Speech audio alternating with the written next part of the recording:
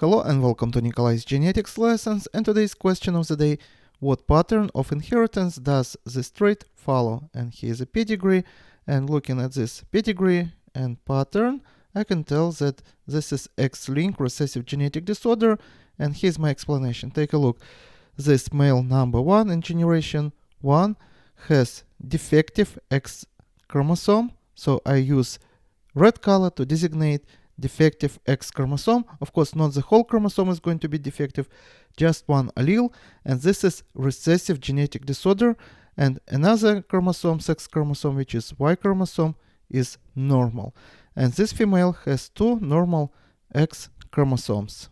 Because males has only one X chromosome, in males this recessive X-linked genetic disorder manifests itself as dominant, because males are said to be hemizygous.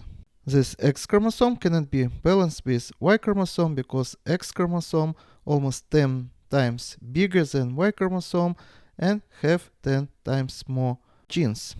Let's draw a pedigree of this couple. So defective X chromosome of the male and normal Y chromosome, and two normal X chromosomes of this female. Here's a Punnett square, and this is what's going to happen in the following generation. So defective X chromosome inherited from the father side here, and normal X chromosome inherited from the mother side here and here.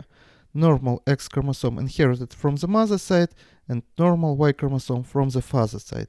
Normal X chromosome from the mother side, and normal Y chromosome from the father side.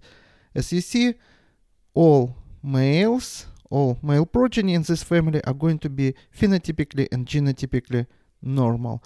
All females are also going to be phenotypically normal, but they're going to be carriers.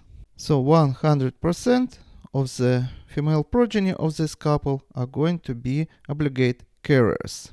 So let's put genotypes here. This male is normal X, normal Y, normal X, normal Y, and this female has defective X chromosome inherited from the father side and normal X chromosome inherited from the mother side, and this female also obligate carrier, so has defective X chromosome inherited from the father side and normal from the mother side.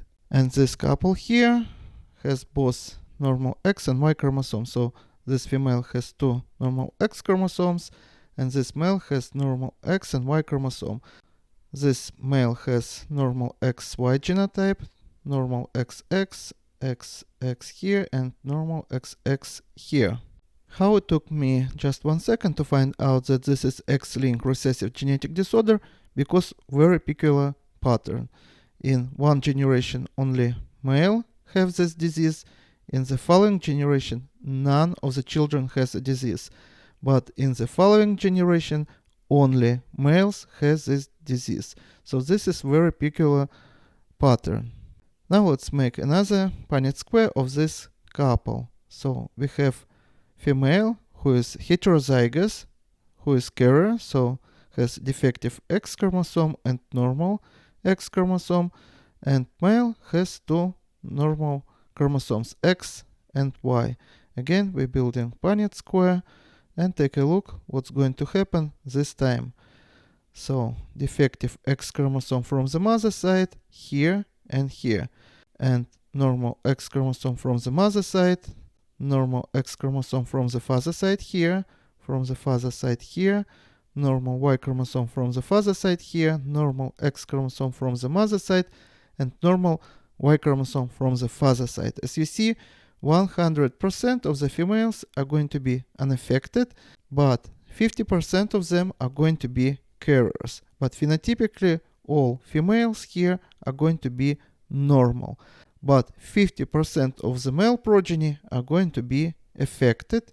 So let's check our pedigree. And as you see, this couple has 1, 2, 3, 4, 5 male children, and 3 of them has this genetic disorder, which is close to 50% of the male progeny. So we also know that the genotype have to be defective X chromosome inherited from the mother side, and normal Y chromosome inherited from the father side. So defective X chromosome here, here, and normal Y chromosome here and here. And as for the genotypes of the other males, we know that they got from the mother side normal X chromosome and normal Y chromosome from the father side. So we know genotypes of those males who are unaffected. But as for the females who are unaffected, all we know that they have one normal X chromosome, but the other X chromosome can be also normal or can be defective, but still they are going to have normal phenotype. But they can belong to these two genotypes. And this is all for today. Subscribe and see you in the next video. Goodbye.